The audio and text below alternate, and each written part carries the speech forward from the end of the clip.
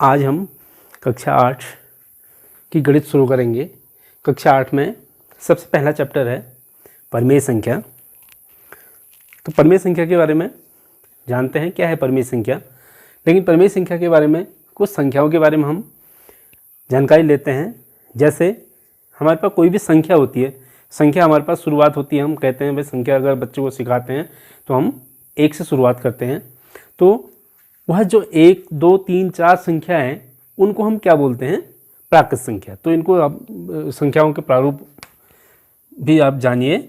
सबसे पहले आता है प्राकृत संख्या यानी कि नेचुरल नंबर। नेचुरल नंबर वो हैं जो प्रकृति में हमें पाए जाते हैं, यानी कि जो हमें दिख रहे हैं। कोई भी एक पेन कह रहा हूँ तो एक पेन दिख रही है मेरे को, 0 पेन तो नहीं दिख रही, एक दिख रही है।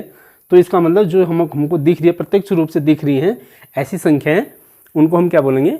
प्राकृत संख्या। ठीक है, जो यानी कि 1 से शुरुआत होने वाली संख्याएं प्राकृत संख्याएं कहलाएंगी, वो सीधे सीधे हो गया। अब दूसरा आता है पूर्ण संख्याएं। पूर्ण संख्याएं किसे कहते हैं? पूर्ण संख्या हमारी पूर्ण कब बनेगी? जब हम क्या करते हैं, उसमें शून्य को भी मिला देते हैं। अगर हम किसी संख्या में, प्राकृत संख्या 1 से शुरुआत तो थी, लेकिन अगर हम उससे भी पीछे आए, हमारे पास एक पेन थी, अब हमने पेन दे दी किसी को, हमारे पास क्या रहा? तो क्या रहा यहाँ पर? हमको अगर प्राकृत संख्या के रूप में कहेंगे तो हमें कुछ कहने लायक नहीं बनेगा। तो ऐसी संख्या को पूर्ण करने के लिए हमारे पास एक चीज़ आई, शून्य।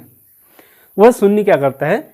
उस संख्या को पूर्ण संख्या बना देता है। अगर हम शून्य को भी इसमें मिला देते हैं, प्राकृत संख्या में मिला दें, तो हमारे पास क्या बन जाती है? वह पूर्ण संख्या बन जाती है। अर्थात 0, 1, 2, 3, ये डैश डैश डैश का मतलब है कि अनंत तक चलने वाली धनात्मक संख्याएं हैं।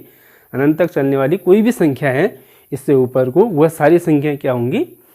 पूर्ण संख्या होंगी, यानी कि उसमें 0 भी सम्मिलित होगा। फिर आता है उसके बाद पूर्णांक। अब हम प्राकृत संख्या में आ गए, उससे नीचे को आए, हम 0 में आ गए थे। अब 0 से नीचे भी क्या कुछ हो सकता है? तो 0 से नीचे हमारे पास क्या हो सकती है?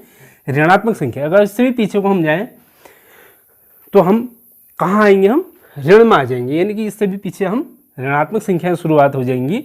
तो ऐसी संख्याएं जिसमें ऋणात्मक भी हो, 0 भी हो और धनात्मक संख्याएं भी हो, अर्थात ऐसी संख्याएं जिसमें ऋणात्मक संख्या होंगी और पूर्ण संख्या भी होगी, और प्राकृत संख्या तो उसमें पूर्ण संख्या में आई ही है। तो ये सब संख्याएं मिल करके ऋणात्मक संख्या, शून्य और धनात्मक संख्याओं से मिलकर पूर्णांक बनते हैं। अर्थात उसमें ऋणात्मक भी होंगी, शून्य भी होगा और सारी धनात्मक संख्याएं भी होंगी। तो उन सबको मिला करके हम क्या बनाते हैं? पूर्णांक बनाते हैं। तो पूर्णांक में हमारे पास सारी ऋणात्मक संख्या हो गई, 0 हो गया और धनात्मक। यहाँ पर डैश डैश डैश लिख रखा है, इसका मतलब है कि अनंत तक है।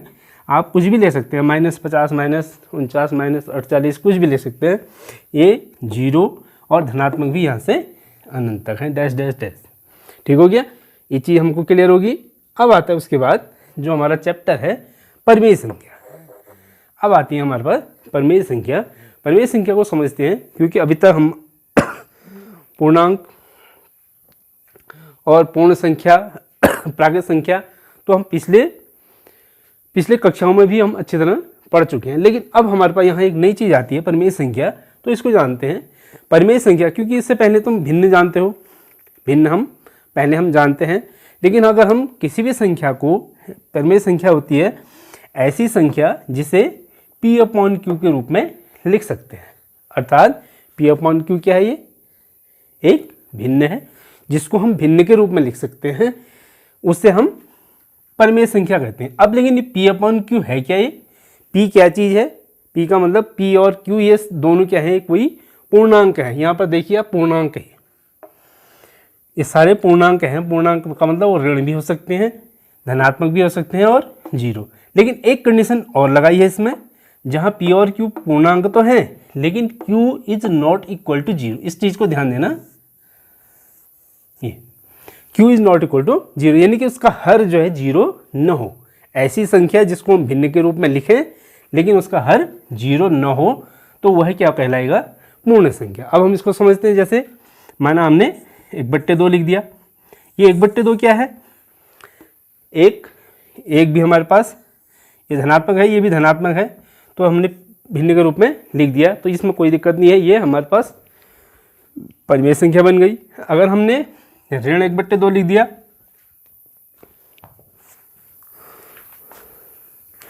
-1/2, -1/2, ये भी क्या होगा, क्योंकि -1 भी क्या है, एक पूर्णांक है, और 2 भी हमारे पास, 2 क्योंकि धनात्मक है, तो यह प्राकृत संख्या हो गई। तो इससे मिल करके ये क्या बन जाएगा, एक परिमेय संख्या। अगर हमारे पास खाली 3 लिखा है, अब 3 परिमेय संख्या है या नहीं, क्या हम इसको भिन्न के रूप में लिख सकते हैं? जी हाँ, लिख सकते हैं। देखिए 3 को हम 3/1 लिख सकते हैं, क्योंकि ये भी पूर्णांक है, ये भी पूर्णांक है, पूर्णांक के रूप में हमने इसको तोड़ दिया तो 3/1 लिख दिया, तो ये भी हमारे पास क्या बन जाएगी, एक परिमेय संख्या। तो अर्थात कोई भी सारे जो पूर्णांक होंगे अगर भिन्न के रूप में नहीं भी हैं तो हम उसको भिन्न बट्टे 1 में मान सकते हैं। तो सारे पूर्णांक जो भी होंगे वह क्या कहलाएंगे, परिमेय संख्या तो होंगी होंगी। ठीक हो गया। अब कहीं पर आता है हमारे पास 0। 0 क्या परिमेय संख्या है या नहीं? तो यहाँ पर देखिए, तो 0 को हम 0/1 लिख सकते हैं, तो ये भी क्या हो जाएगा, एक परिमेय संख्या। अब हम यहाँ पर कह तो रहे थे हम P/Q, ठीक है। अगर कहीं पर ऐसी कंडीशन होगी, माना 5/0, तो ये परिमेय संख्या होगी? नहीं होगी। क्यों? क्योंकि नीचे इसका हर क्या है, 0। इसको हम परिभाषित नहीं कर सकते हैं। 0 से हम किसी संख्या में भाग दे करके इसको हम परिभाषित नहीं कर सकते हैं, तो यह जो है परिमेय संख्या नहीं होगी। ये क्लियर हो गया, परिमेय संख्या ये नहीं होगी, यानी कि जिसको हम भिन्न के रूप में लिख सकते हैं, और जहाँ P और Q क्या होंगे, पूर्णांक होंगे, तो ऐसी संख्या और कंडीशन होगी, नीचे हर उसका 0 नहीं होगा। ठीक हो गया। अब हम चलते हैं इसके गुणधर्म के बारे में। अब हम परिमेय संख्याओं के गुणधर्म के बारे में जानते हैं। सबसे पहला गुणधर्म आता है हमारे पास समृद्ध का। हम परिमेय संख्याओं के समृद्ध के बारे में जानने से पहले हम प्राकृत संख्या या पूर्ण संख्या, उनके गुणधर्म के बारे में जानते हैं। क्या वह समृद्ध हैं या नहीं? अगर उनकी गुणधर्म आपको समझ में आ जाएंगे तो परिमेय संख्याओं के गुणधर्म भी आपको उसी प्रकार से समझ में आएंगे। जैसे हम सबसे पहले समृद्ध का नियम, समृद्ध हैं या नहीं, प्राकृत संख्या के लिए लेते हैं। ठीक है, प्राकृत संख्या हम जानते हैं, प्राकृत संख्या कहाँ से स्टार्ट होती हैं, 1 से, 1 2 3 और ये बहुत सारी। अगर हम प्राकृत संख्याओं के लिए समृद्ध का नियम लगाते हैं, जैसे हम 2 में 3 जोड़ दें, 2 धन 3, तो हमें क्या मिलेगा, ये 5 मिला। अर्थात 5 कहीं न कहीं प्राकृत संख्या में आगे होगा, 4 होगा फिर 5 होगा। तो प्राकृत संख्या, अगर 2 प्राकृत संख्या को जोड़ते हैं तो हमें क्या मिलती है, एक प्राकृत संख्या मिलती है। यानी कि जोड़ के लिए प्राकृत संख्या क्या है, समृद्ध है। हम यहाँ पर कह सकते हैं प्राकृत संख्या क्या है, समृद्ध है, क्योंकि वहाँ हम 2 प्राकृत संख्याओं को जोड़ रहे हैं, तो जोड़ने पर हमें कौन सी संख्या मिल रही है, प्राकृत संख्या मिल रही है। अगर हम पूर्ण संख्या के रूप में लें, पूर्ण संख्या, ऐसे ही पूर्ण संख्या में क्या होता है, 0 भी सम्मिलित हो जाता है और प्राकृत संख्याएं वही होती हैं, इसमें सिर्फ 0 सम्मिलित हो जाता है। अगर 2 पूर्ण संख्याओं को जोड़ें, इसमें हमारे पास 0 धन 3 आएगा, 0 और 3 जोड़ेंगे तो 3 ही आएगा, या 3 धन 5 आया, 7 आया, यानी कि वह कहीं न कहीं इसी पूर्ण संख्या में ही आएगा। 2 पूर्ण संख्याओं को जोड़ने पर भी पूर्ण संख्या में प्राप्त होगी। अर्थात हम कह सकते हैं कि पूर्ण संख्या भी जोड़ के लिए क्या है, समृद्ध है। अब हमारे पास आता है परिमेय संख्या। अगर 2 परिमेय संख्याओं को जोड़ते हैं, हम 1/3 धन 2/3 ले लें, 2 परिमेय संख्याएं 1/3 और 2/3 जोड़ेंगे तो हमारा क्या मिलेगा, 3/3, अर्थात 1 मिला। यह 2 प्राकृत संख्याओं को जोड़ने पर हमें क्या मिला है, एक प्राकृत संख्या। 1 भी क्या है, हमें प्राकृत संख्या तो है, लेकिन हमें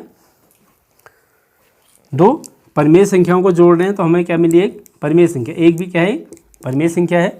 तो हम यहाँ पर भी कह सकते हैं कि 2 परिमेय संख्याओं को जोड़ने पर हमें क्या हो रहा है, इसका नियम क्या है, समृद्ध है। जोड़ के लिए भी परिमेय संख्या क्या है, समृद्ध है।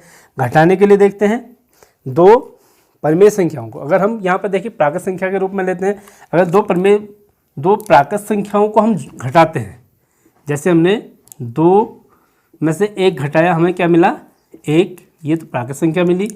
अगर हम 1 में से 2 घटाते हैं तो हमें क्या मिलेगा, -1, जो कि प्राकृत संख्या है नहीं है। तो अर्थात हम यहाँ पर कह सकते हैं कि प्राकृत संख्याओं को घटाने पर हमें ज़रूरी नहीं है कि हमें प्राकृत संख्या ही मिले, अर्थात घटाने के लिए प्राकृत संख्या संवृत नहीं है। ऐसे ही पूर्ण संख्या भी, पूर्ण संख्या में भी हम अगर छोटी संख्या में बड़ी संख्या घटा देते हैं तो हमें माइनस संख्या यानी कि हमें पूर्णांक मिलेगा। तो अर्थात वहाँ पर भी घटाने में भी हमें नहीं मिल सकता है। लेकिन गुणा में हम देखते हैं, यह हमारे पास कहाँ है, इसमें सिर्फ प्राकृत संख्या के लिए हम कह रहे हैं, ठीक है। लेकिन परमेय संख्याओं में हम अभी निकालेंगे परमेय संख्या या घटाने में हमें परमेय संख्या मिली है नहीं मिली है, यानी कि हमें संवृत है या नहीं। हम 2 परमेय संख्याओं को घटाते हैं, ऐसे ही इसमें से घटाते हैं, माना 2/3 में से 1/3 घटाते हैं तो हमें क्या मिलेगा, 1/3। यानी कि हम 2 परमेय संख्याओं को अगर कोई भी परमेय संख्या उनको घटाएंगे तो हमें एक परमेय संख्या ही मिलेगी। तो हम कह सकते हैं यहाँ पर भी 2 परमेय संख्याएं क्या है, घटाने के लिए भी क्या है, संवृत है। लेकिन प्राकृत संख्या नहीं होगी, ठीक है, प्राकृत संख्या घटाने में संवृत नहीं आएगी, पूर्ण संख्या भी नहीं आएगी। अब हम करते हैं गुणा के लिए। गुणा में प्राकृत संख्या को गुणा करने पर 2 × 3 तो क्या आ गया हमारे पास 6, जो कि क्या है यहाँ पर एक प्राकृत संख्या है। प्राकृत संख्या के लिए गुणा भी क्या है, संवृत है। लेकिन हम परमेय संख्या के लिए लेते हैं, गुणा में हम चेक करते हैं परमेय संख्या के लिए। जैसे हम 2/5 गुणा 3/4 कर दें, इन 2 परमेय संख्याओं को गुणा करते हैं तो गुणा करने पर हमें क्या मिलेगा, 6/20। अर्थात ये भी क्या है, एक परमेय संख्या है। 2 परमेय संख्याओं को गुणा करने पर हमें क्या मिल रही है, परमेय संख्या मिल रही है। अर्थात हम गुणा के लिए भी कह सकते हैं कि वह परमेय संख्या क्या है, संवृत है। लेकिन अब हम अगर भाग की बात करें तो भाग में 2 परमेय संख्या है। परमेय संख्या हमारे पास कौन कौन सी है, कोई भी भिन्न वाली संख्या हो सकती है, और पूर्ण संख्या, प्राकृत संख्या, ये सारी हमारे पास एक परमेय संख्या होती हैं, जिसमें कि 0 भी सम्मिलित होता है। 0 भी एक क्या है, परमेय संख्या है, हम पहले बता चुके हैं। अगर हम किसी परमेय संख्या में, जैसे 1/2 है, इसमें हम भाग देते हैं 0 का, तो 0 को भाग देते हैं तो इसको हम डिफाइन नहीं कर पाते हैं, नॉट डिफाइन कह सकते हैं। तो हम इसको अगर परिभाषित नहीं कर पा रहे हैं भाग देने पर, अन्य के लिए तो हो जाएगा, किसी भी अन्य परमेय संख्याओं को अगर हम भाग दें तो हमें परमेय संख्या मिलेगी। लेकिन इस केस में हमें परमेय संख्या नहीं मिलेगी, इसको हम डिफाइन नहीं कर सकते हैं, जबकि 0 भी क्या है, एक परमेय संख्या है। तो यहाँ पर हम कह सकते हैं कि भाग के लिए परमेय संख्या संवृत नहीं है। ठीक हो गया, इन तीनों के लिए तो हैं लेकिन भाग के लिए नहीं है। अब आता है दूसरा गुणधर्म, जो क्या है, क्रम विनिमयता।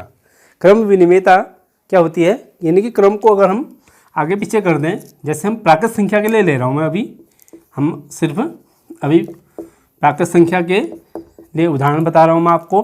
जैसे हम 4 में 6 जोड़ें तो हमें क्या मिलेगा, 10। हमें क्या मिला, 10, जो भी प्राकृत संख्या थी।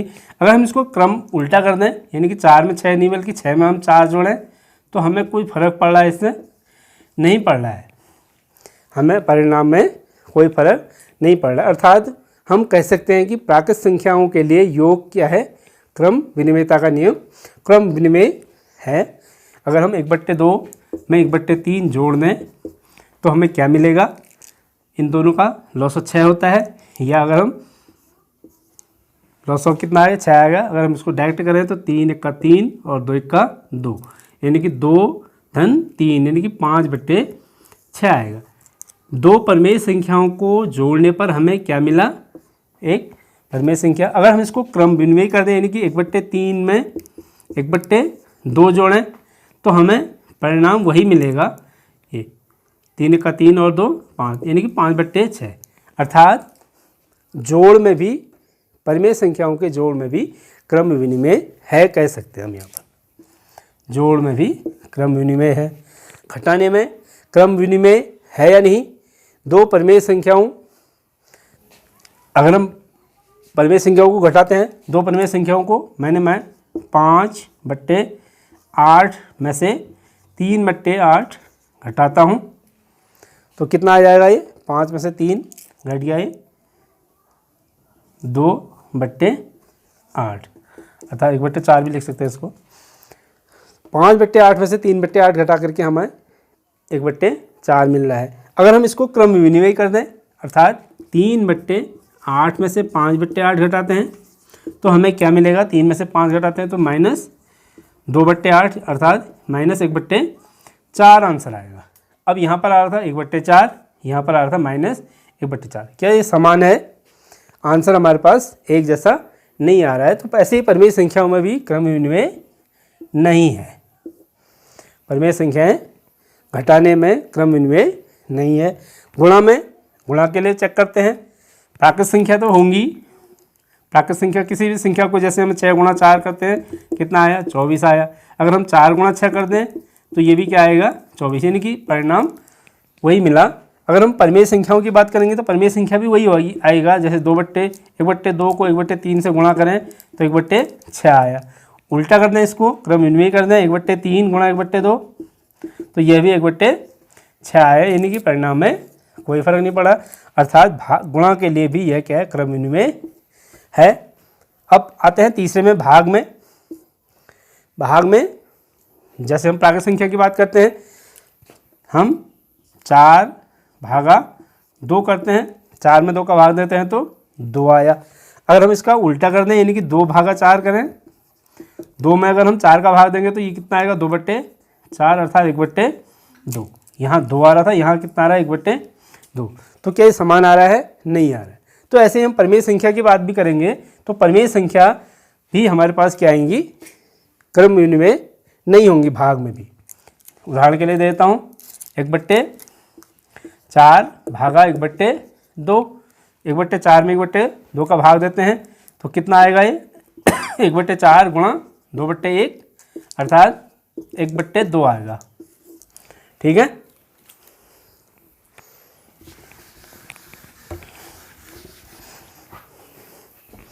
एक 1/4 भागा 1/2, 1/2 आया। अगर मैं 1/2 भागा 1/4 करूं तो यह कितना आएगा, यानी कि 1/2 गुणा 4/1 हो जाएगा। इससे कटेगा तो 2, यानी कि 2 आंसर आएगा। वहाँ 1/2 आ रहा था और यहाँ 2 आ रहा है, तो आंसर समान नहीं आ रहा है। तो यहाँ पर कह सकते हैं कि परिमेय संख्याओं भी भाग में जो है क्रम विनिमय नहीं है, तो ये गुणधर्म यहाँ पर लागू नहीं होता है। ठीक है। अब हम तीसरे गुणधर्म की बात करते हैं। तीसरा हमारे पास है, प्राकृत संख्याओं के लिए भी है। माना हम 3/5 धन 1/5 धन 3/5 इस प्रकार से लिखें। 2/5 धन 1/5 धन 3/5 बराबर, पहली वाली 2 संख्याओं में तीसरी संख्या जोड़ते हैं बराबर, और इसमें क्या करते हैं हम, पहली वाली संख्या में उन 2 संख्याओं को जोड़ते हैं, 1/5 धन 3/5। फिर आंसर देखते हैं, देखो सेम आएगा, 2 और 1 3, यानी कि 3/5 धन 3/5 अर्थात ये तो आएगा 6/5। यहाँ देखते हैं, यहाँ आ रहा था 2/5 धन, ये हो गया 4 और 1 3 और 1 4, 4/5, तो 4 और 2 6/5। तो आंसर क्या आ रहा है, यहाँ पर भी समान आ रहा है। ठीक है, आंसर क्या आ रहा है, यहाँ पर भी समान आ रहा है। तो यहाँ भी हम कह सकते हैं कि प्राकृत संख्या परिमेय संख्याएं जोड़ के लिए क्या है, साहचर्य है। यहाँ पर टिक कर देंगे, यस। ऐसे हम घटाने में आते हैं। घटाने में अगर प्राकृत संख्या नहीं आएंगी तो परिमेय संख्या भी नहीं आएंगी, देखना जहाँ तक है। हम अगर परिमेय संख्याओं की बात करेंगे तो परिमेय संख्याएं भी घटाने में साहचर्य नहीं होंगी, घटाने में साहचर्य नहीं आएंगी।